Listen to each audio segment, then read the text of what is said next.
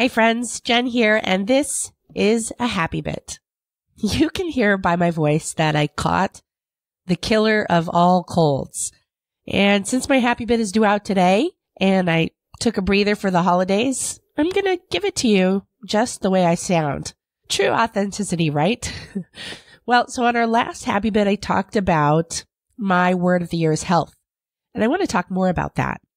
I just got off the phone with my health coach, Natalie Bubak, and she is fantastic, truly fantastic at helping you get to the root, to the psychology of all of your thoughts about eating and about food and about exercise.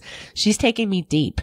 If you don't remember, Natalie Bubak was featured on episode 128, and I will link to that in the show notes, but you can listen to that again at jenriday.com/128.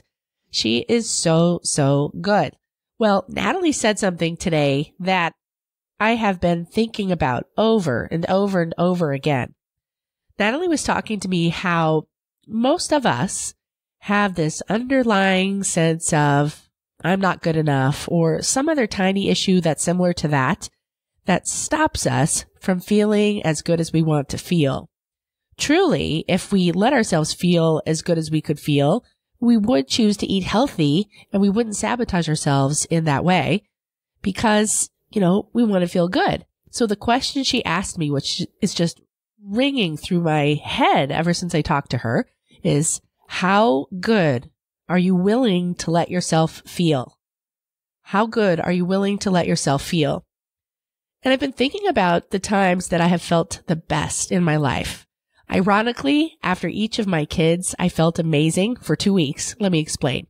After having each of my kids, I followed the advice of my midwives and stayed in bed for 2 weeks. They gave me the formula of 5 days in the bed, 5 days on the bed, and 5 days around the bed. And so those are the 6 2-week periods in my life where I did almost nothing, and I felt amazing. Okay, I take it back. After my first one, I thought I would be super mom, and I probably did too much.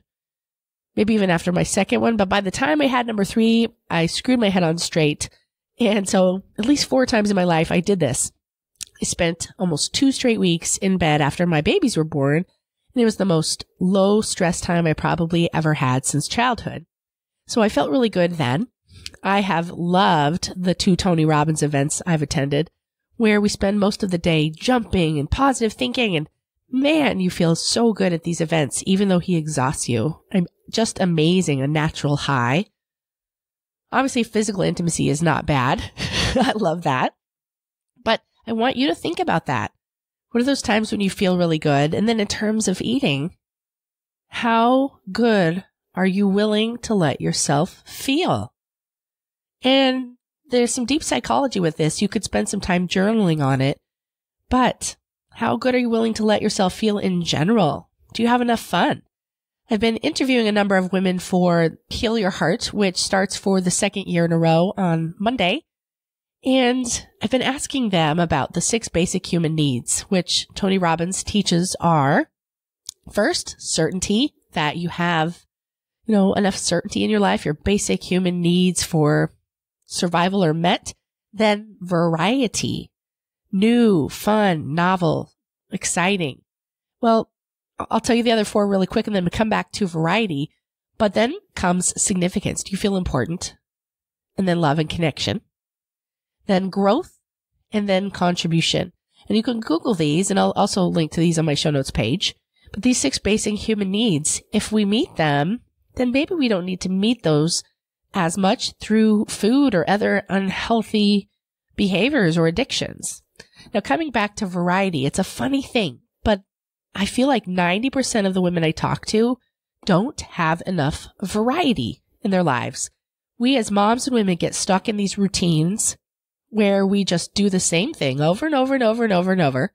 And that gives us a ton of certainty. It helps us control our world and our environment.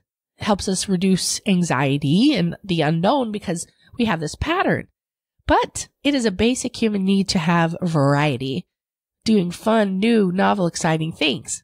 So, in 2019, how good are you willing to let yourself feel? If variety is one of those basic human needs, maybe we need to add more variety to our lives and meet that need in a healthier way than turning to food. Think about it. I know for me, health is my focus for 2019. I don't have a problem with binge eating. I do love my sugar, but what I tend to do is when I get a bit bored, when things seem too routine or haven't had enough fun and excitement, how do I meet that need for variety? I go for the food. I grab a little bit of chocolate. I find that piece of pizza, whatever it is. So, hot tip. How can we add more variety to our lives? Maybe by meeting that basic human need of variety, having more fun, excitement, adventure in our lives. We won't need to meet that need with something like food or other addictive behaviors that don't help us feel as good as we want to feel. So that's my happy bit for you today. How good are you willing to let yourself feel in 2019? And I want to give a huge shout out to Natalie Bubak for that quote. She is amazing.